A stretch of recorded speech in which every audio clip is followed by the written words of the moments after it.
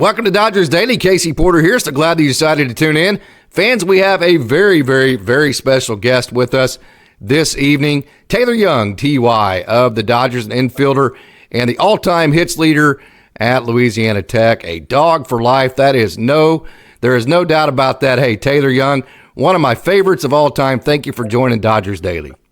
Yeah, I appreciate you having me on. I know we've been trying to get this thing lined out with our schedules and, running around like chickens with our haircuts off. But, glad to finally get it done, even though it is 7:30 at night. So, but we got it done. Okay, so giving back to the game, giving lessons. Got to know all about the lessons you got going on with the young kids.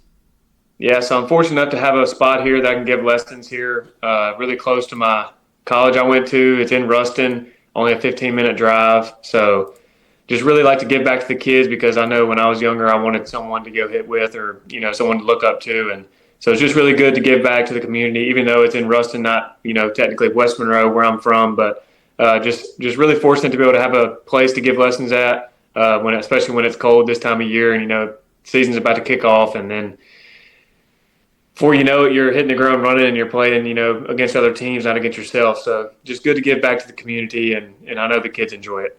So you have basically two families. You might even have more than that. Of course, you got your family with your mom and everybody that's so wonderful there. Then also your Louisiana Tech family, and you're back there in the Ruston area back in Louisiana. So, hey, tell us about what you're doing in the off season and how cool it is you get to go see those people. Yeah, so just like I was speaking about, being fortunate to give lessons at a place in Ruston, I'm very fortunate that the head coach there at Louisiana Tech, where I went to school, lets me come back and, hit and work out and, jump into their practices and stuff like that. And, just kind of be like another role model for them. If they have questions, they can bounce them off me, just bouncing ideas off each other. Because, I'm always trying to learn, and I know they are too. And everybody wants to get to the next level, and then that's obviously professional baseball in college. Hey, wanted to get to this at the very beginning because I know this was the best part of your entire last year, as great of the year as it was. 56 stolen bases. You guys made it to the championship series. A couple of different walk-offs. You got married. I got to know all about that. Last time I talked to you, you had taken, I believe your fiance's name's Madison, out to shortstop. The train came by. It honked at you. You proposed at shortstop, and it all worked out for you. She didn't say no, right? You got married. She said yes, and we haven't looked back since. We got married October 28th of 2023, so we haven't been married too long.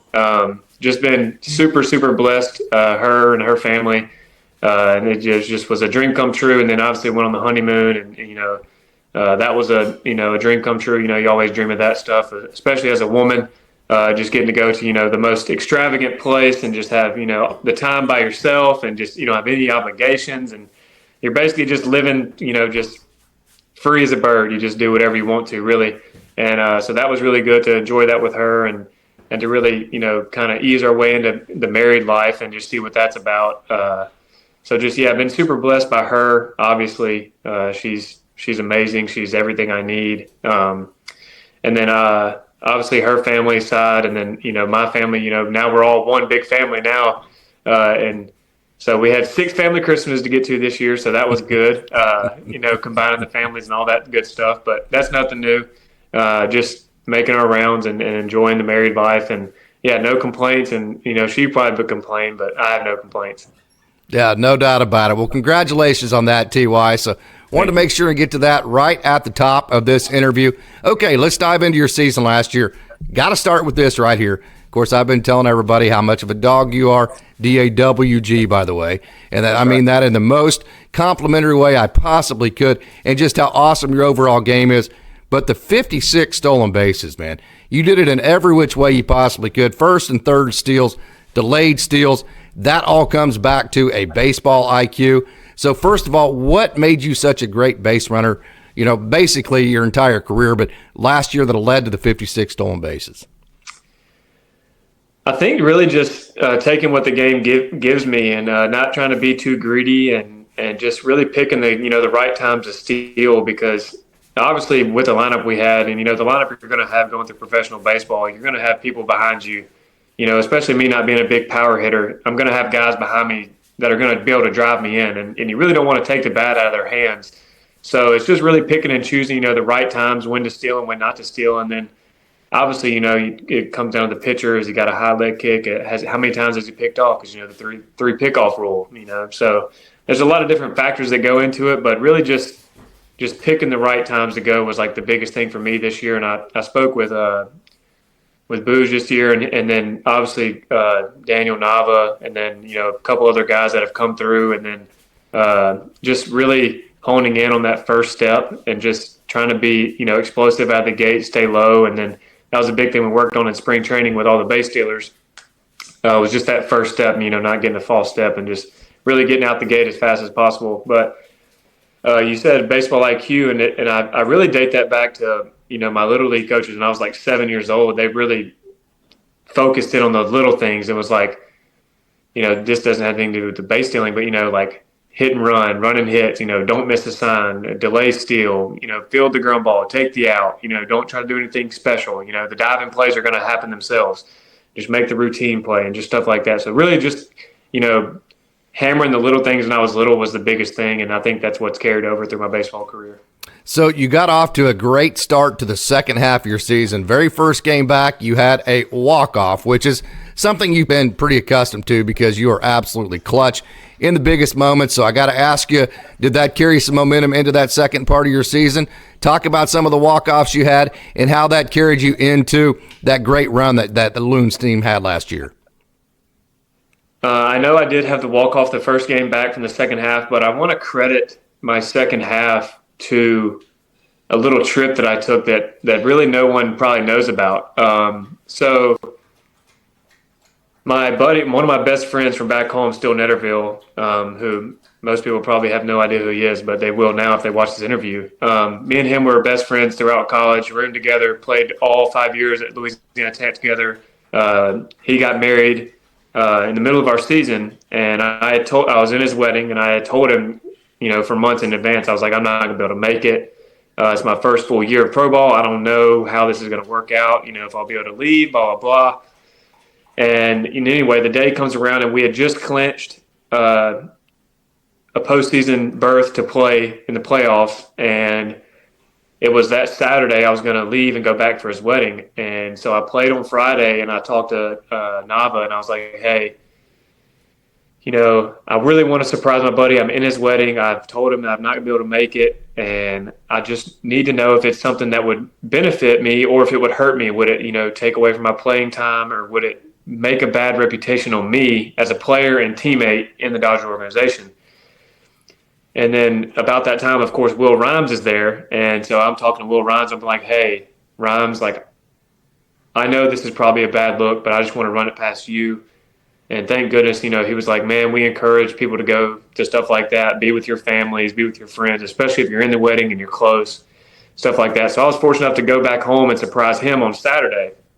Flew in, surprised him, had really cool video. Wow. I can probably send it to you, me surprising him. But anyway, so got to go to his wedding on Saturday and then flew back home on that Monday on our off day. So they played Saturday, Sunday without me. I don't even know if people realized that I was gone or I was just sitting those 2 days. But anyway, so I came back home and I got to see all my family, all my friends that I haven't seen, for 6 months since I left for spring training in February. I came home in June, Mm-hmm. And so came home and got to, kind of take my mind off of baseball. Not that I was in a bad place or anything, but just getting to come home and see some familiar faces and, get away a little bit. And then I came back and I was like, wow, those people believe in me.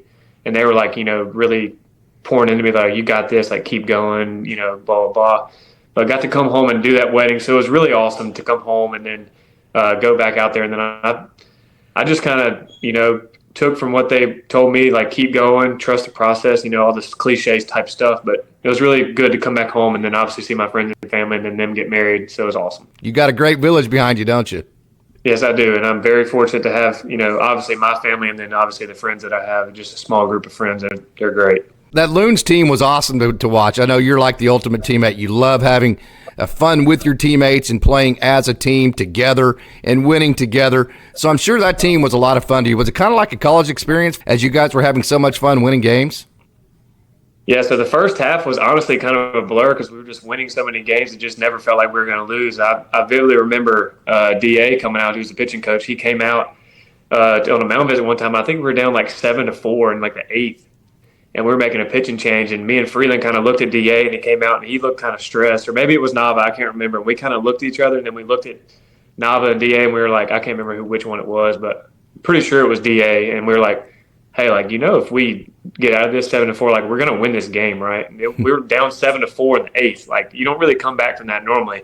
And we just kind of looked at each other and we're like, we're going to win this game. Like, don't worry about it. Just get us back in the dugout and we're going to win. Anyway, that was kind of our motto the whole season, was just like, it didn't matter what the score was. We're just going to go out there and play our ball. And if we win, we win. If we lose, we lose. But we know we're going to show back up the next day and do the same thing. And we end up winning a lot. And so it was really awesome, to have those guys that we all kind of gelled together as like a full unit. Normally in professional baseball, it's kind of, you got your groups or whatever. But in college baseball, it's like a brotherhood. Yeah. That's kind of how it felt in my first professional season. It was like we've kind of felt like a brotherhood, and so it was good to have that, team meshed like that. So it was awesome. You're a leadoff hitter. You love leading games off, and especially when you lead off a game with a home run. Is that something that you intentionally go into a game saying, hey, I'm going to set the tone. I'm going to make a mark and get my team going the right way with my leadoff. Is that something that you focus on?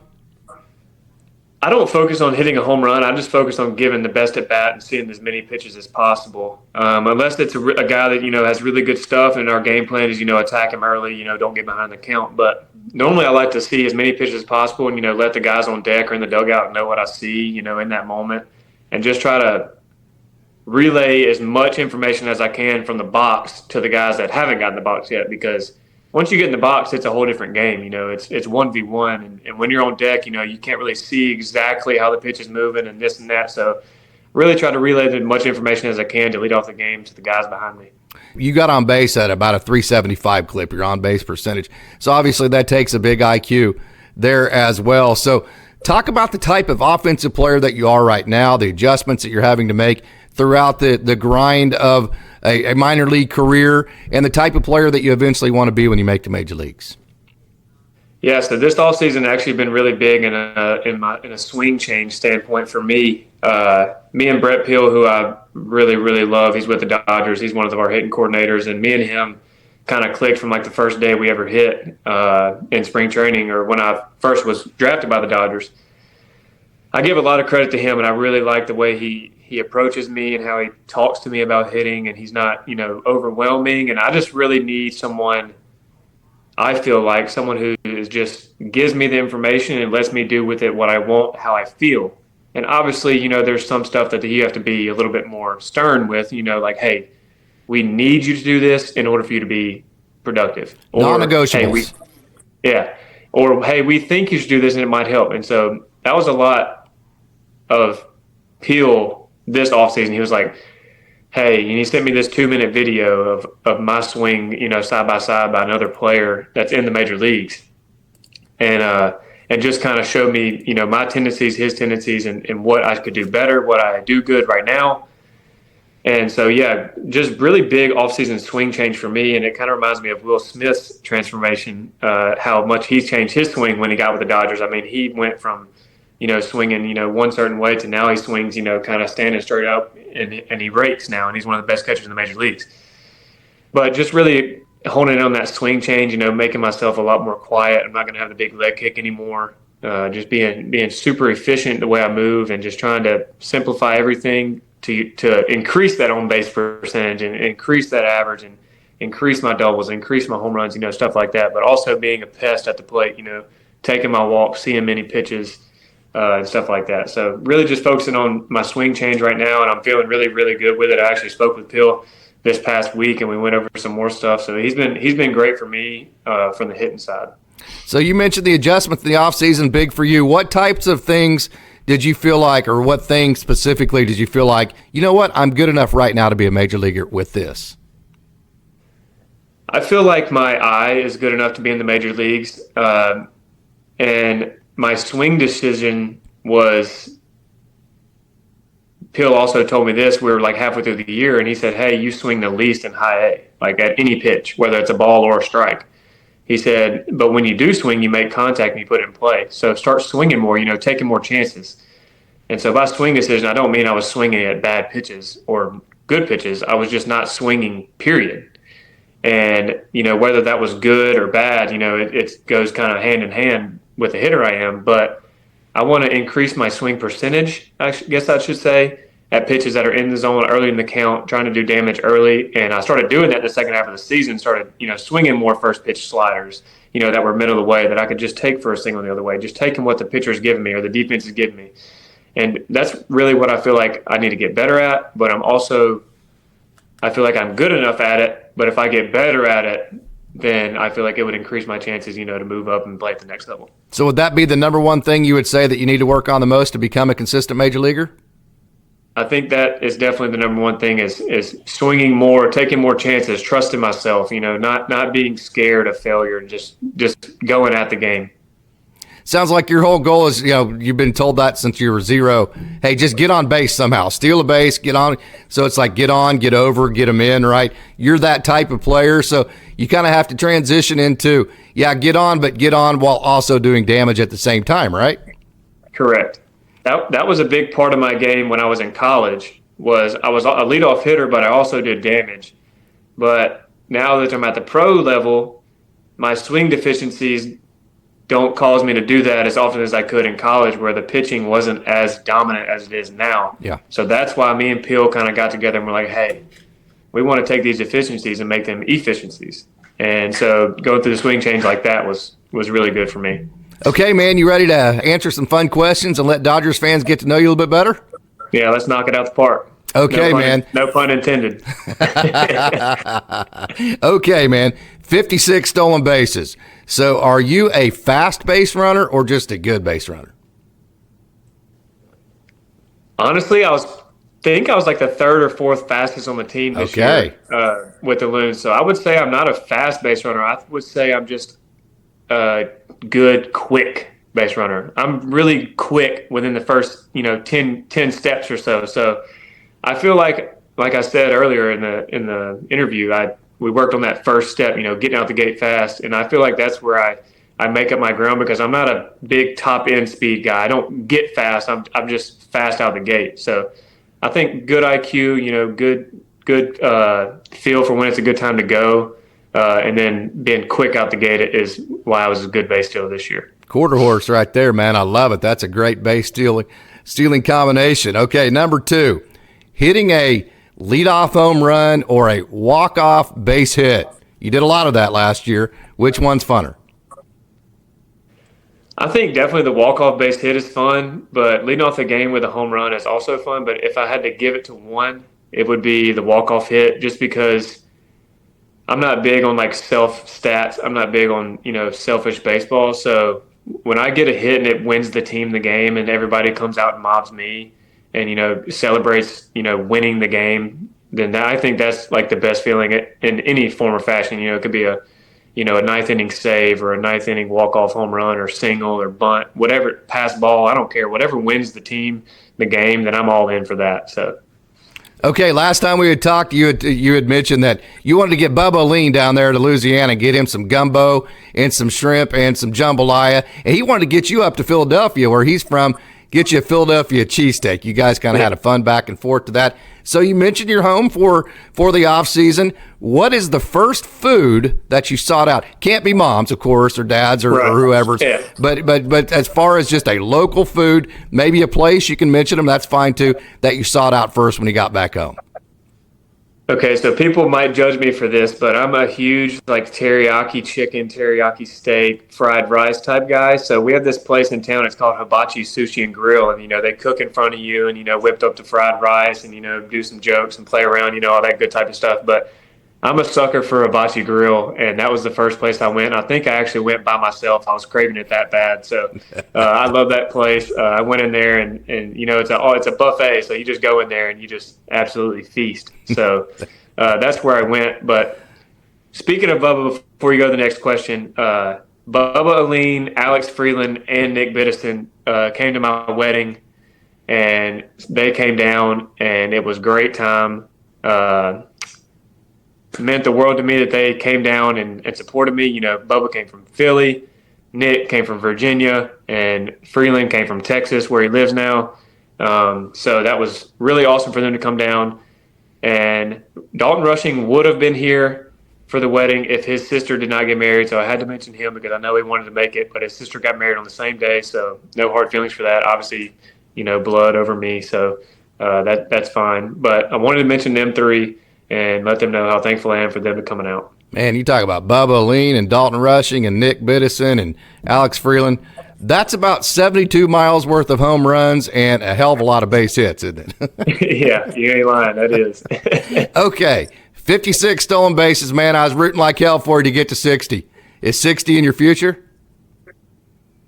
It's funny you asked that because I've had a lot of people ask me, and even during the year, they were like, "Are you going to get to 60?" And I was like, "Yeah, I'm going to get to 60. Yeah, I'm going to get there. I'm going to get there." And when I realized I wasn't going to get there, it was about the last week of the season. I was like, "Yeah, it's just not fathomable to do that." But 60 is definitely in the works for next year for sure. Now, whether that comes with a few more pickoffs or a few more caught stealings, that's to be determined. But if I would have known that D. Strange Gordon had the record at 73 at the very beginning of the season, I think I might have went for 73. To be honest with you, we've been a lot more reckless though on the bases, and that might not have accounted for as many wins as we had. But like I said, I'm not all in on the selfish stat, so I wanted wins. So I tried to minimize when I stole, and hopefully it didn't get thrown out or picked off. So, but I think 60 is definitely in the works, and just get to spring training and then figure out where my legs are under me, and then once you get to the affiliate that you're going to, then it's time to roll, man. The way you got to do that is win the first half, so you're already in the playoffs. So then you can just say to hell with it in the second half, right? Yeah, that's right. Okay, you're a very giving person. You're giving back to your community with the lessons you're giving to the young men and women. They're in the Louisiana area, so very lucky for them. Okay, so what is the last gift that you have given someone? Doesn't have to be a physical, actual present for somebody, but the last gift you gave someone.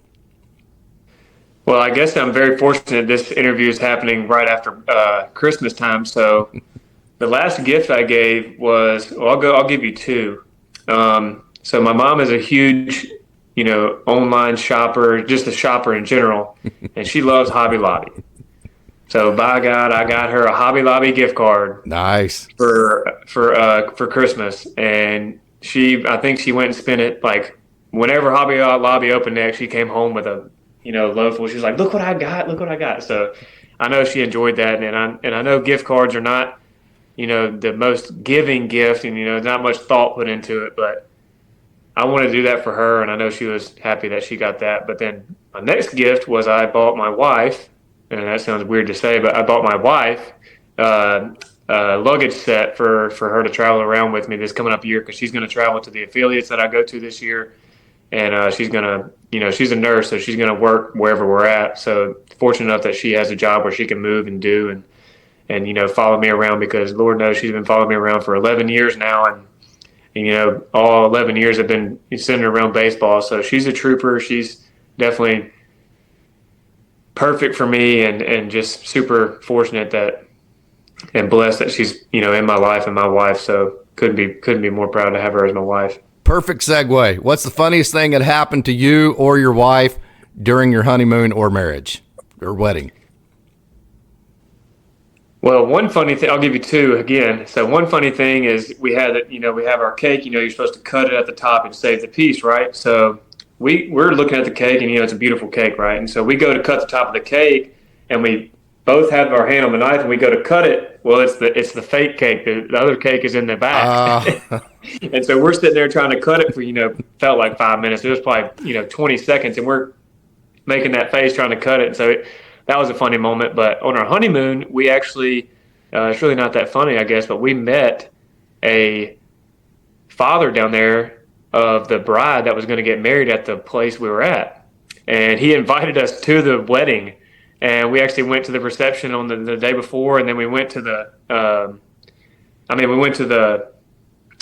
what's it called?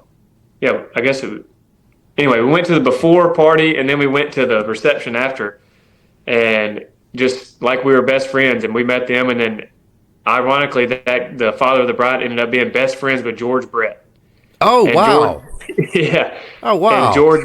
And George Brett was there, and so I got to talk it up with him and communicate with him, and told him I played in Rancho, California. And I didn't know at the time, and you might not even know this, but he's an owner of Rancho Cucamonga Quakes. I didn't know if you Really? knew that or not. I Yeah. did not know that. Did you ask him about the pine tar?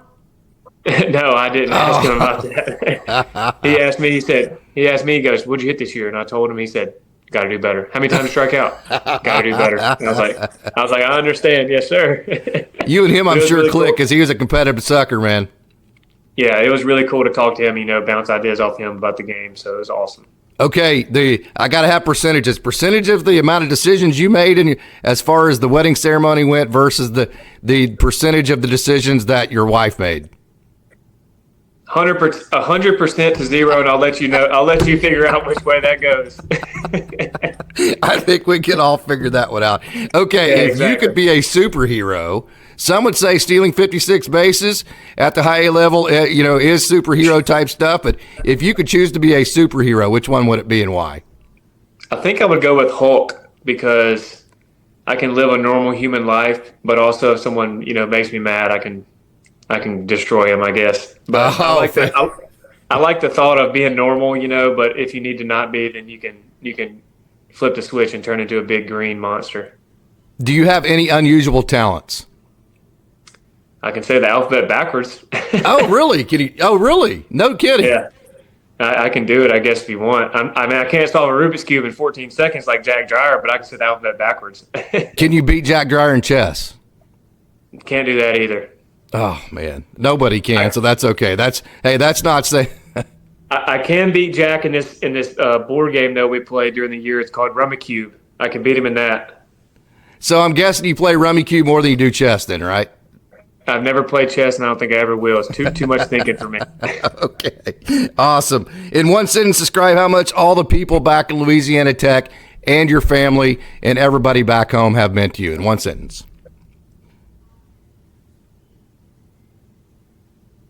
They have blessed me beyond beliefs, and I'm extremely thankful for all of them.